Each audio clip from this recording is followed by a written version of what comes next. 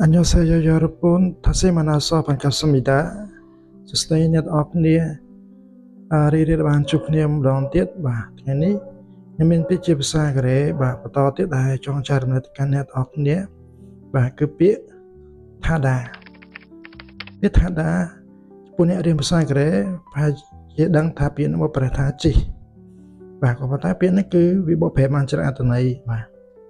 តោះពាក្យទី1 Posiralថាដា Posiralថាដានេះមកប្រែថាជីឡាំងក្រុងបាទរីឯពាក្យទី2 Coffee ថាដា Coffee ថាដាយកមកប្រែថាឆុងកាហ្វេ Coffee ហ្នឹងកាហ្វេថាដាលើនេះមិនបកប្រែថាជីទេខ្ញុំបន្លែនេះបកប្រែថាឆុងវិញអញ្ចឹង Coffee ថាដាយកមកប្រែថាឆុងកាហ្វេបាទរីឯពាក្យទី3 Workable ថាដា Workable ថាដា Workable ខ្ញុំបកប្រែថាប្រាក់ខែថាដាលើនេះមិនបកប្រែថាជីទេយើងមកប្រែថាបើកឬក៏ទទួលអញ្ចឹង Workable ថាដាយើងមកប្រែថា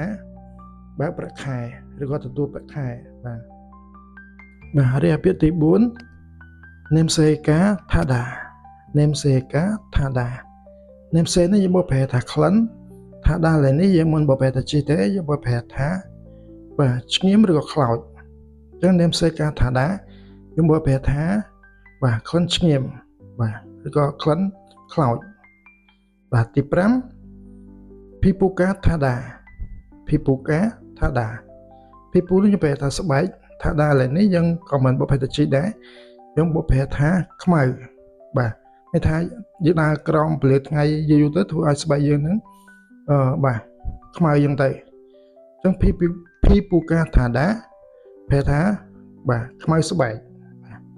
ចុះវីដេអូដែលខ្ញុំចែករំលែកជាភាសាកូរ៉េបាទក្នុងថ្ងៃនេះបានដល់ទីបញ្ចប់បាទយើងនឹងជួបគ្នានៅវីដេអូជាបន្តទៀតអរគុណច្រើនបាយបាយ